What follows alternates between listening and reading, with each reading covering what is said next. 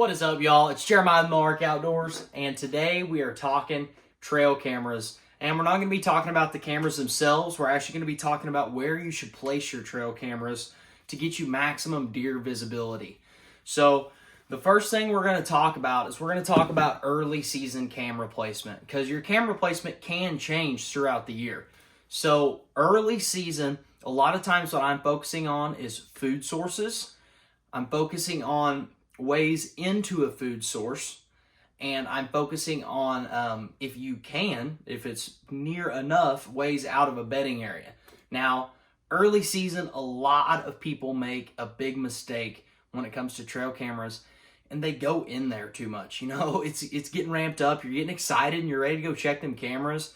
Now, with the cell cam, it's not as much, but still, this camera is there, and eventually you're gonna have to change batteries or stuff like that. Unless you're using solar packs, then I guess whatever. But most people are just using batteries, and most people are using normal, cheaper cameras.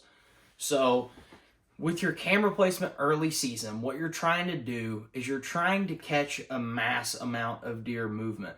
Now, depending on what state you live in, when it comes to food source, depending on what state you live in, you can actually bait before season. Or some states you can even bait during season for deer. I do not live in a state where you can do that. I don't live in a state or a county currently. I'm not sure. I think they changed it to where you can bait within a certain area of a residence before season over a trail camera. But I think that's all they've changed because of CWD. Whether that actually affects anything or not, I don't know. But they've made that a rule. So if you can bait for your food source, and that's what you're going to do, and that's how you hunt, cameras over food sources, either way, bait, field, clover plot, doesn't matter. That is an excellent place to catch early season deer movement. Now, in my state, we start September the 15th, usually, right around there. I think last year was the 14th. But for the vast majority of time, we start early enough that, deer have just shed their velvet. And if you can catch a big buck that's still in a pattern, oh my goodness. A trail camera can be so useful for telling you if he's still in that pattern or not. Because on the first day of season, a lot of states don't start their bow season until October 1st. We're starting 2 weeks earlier, and I can tell you right now, it definitely makes a difference. I've killed a couple bucks that were still in that early season pattern, and they hadn't broke it, and I actually got them on the first day of season. So that's super helpful. Your cameras are super helpful for that. So next we'll talk about mid-season. Now, mid-season, it's a little bit different, because your deer aren't so focused on your normal green food sources, but what are they doing? Deer start to eat acorns around the middle of season. That mid-October range, acorns are falling, white oaks are falling. So white oak patches, huge in mid-season, because there will be deer all over in there all day long.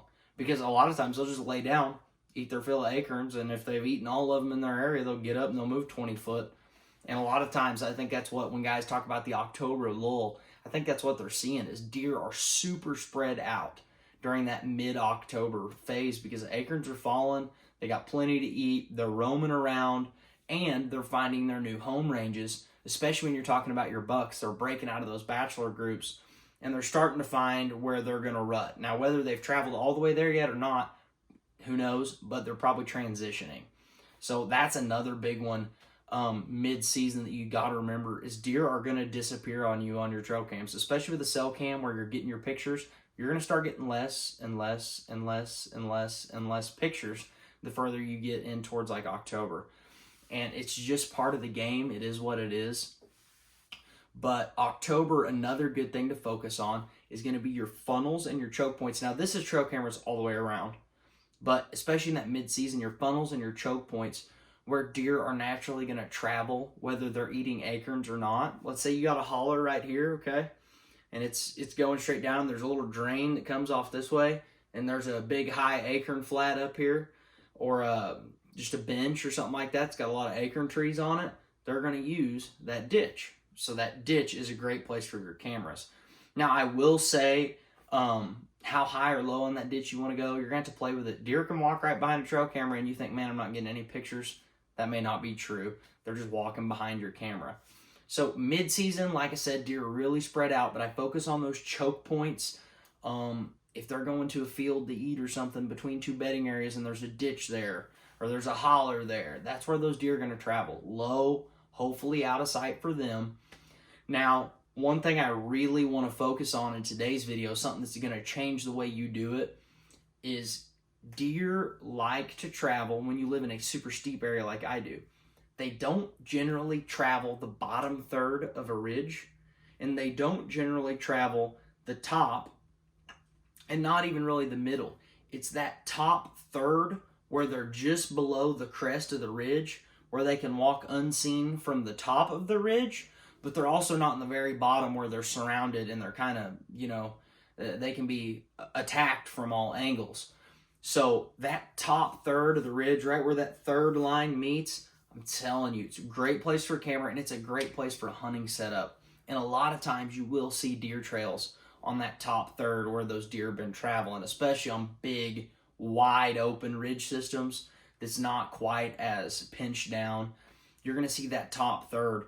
But another great place for your cameras is on any terrain difference that causes the deer to do something specific. So let's say I personally don't have any field hunting permission. I mean, I kind of do, but not really. So let's say you got a big wood lot, and then in the back of that wood lot's real thick where these deer are bedding. And then you got a field where these deer are jumping out, eating grass right there before dark into the night. And you've got a big giant oak tree down on the fence that's separating the wood lot and the field. Right where that oak tree comes down and there's a gap in that fence, or just a sag in that fence, that's going to be a more likely area for deer to travel. Now, a quick tip, if you ever see barbed wire, so you got two strands of barbed wire and they're rolled together, that is a lot of times where a deer's jumping, they're getting their belly caught on it, they're pushing it down, it's getting hung with the other barbed wire, and then they're popping off of it.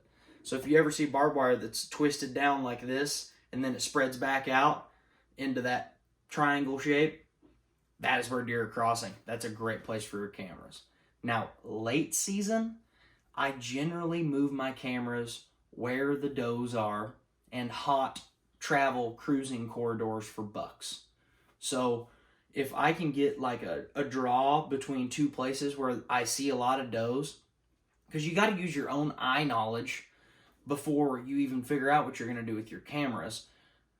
Places where you're seeing a lot of does, well, remember that late in the rut, because does generally don't change their pattern all that much. You see the same does throughout the year come to the same places. So when you have an area historically that's known for does, a camera between those places is generally super hot with buck activity, just on any pinch point. It can be an old road through the timber. It can be a draw. It can be the edge of a pond. Anywhere that's going to collapse the deer that are moving there down to a smaller spot. That's where you want to focus on, because the rut, everybody knows the rut is complete chaos.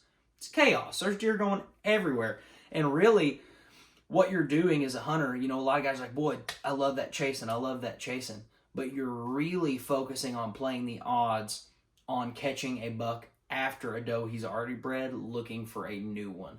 That's when they're on their feet the most. Because when they get with that doe, yeah, there's going to be some chasing. If you're lucky enough to have a ton of little bucks in your area, there's going to be a lot of chasing. And a lot of that big buck having to run off little bucks, which in my area, that happens to be the way it is. There's usually a big one with a doe and a bunch of little ones, satellite bucks. It's almost like Colorado with elks. Satellite bucks coming around, pushing around his doe, making him mad. It's a wild deal.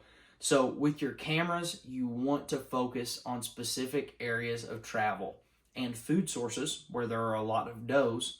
Have one on a food source, because those bucks are going to be checking those food sources. Even if they're doing it after dark, you know where they're coming to, so it gives you an idea on angle of how you want to do it, especially if you can tell where they're coming from. That will give you an idea on where you need to go set up a stand, maybe set up a new camera. However, now late season, where you're talking post-rut, it's all about the food. I mean, you're going to see 40, 50, 60 deer. At the end of our bow season, we were seeing like 60 deer in one field. That's a pile of deer, And they all just wad up together, and they all know where the best food source is. That's going to be your main target late in the year. It's going to be those food sources. Yes, you can target those other places we talked about early season, but early season, the deer aren't ragged, haven't been bred, they're not preparing for fawns or trying to gain back their strength from the rut, so they are really hard pressed focus on food.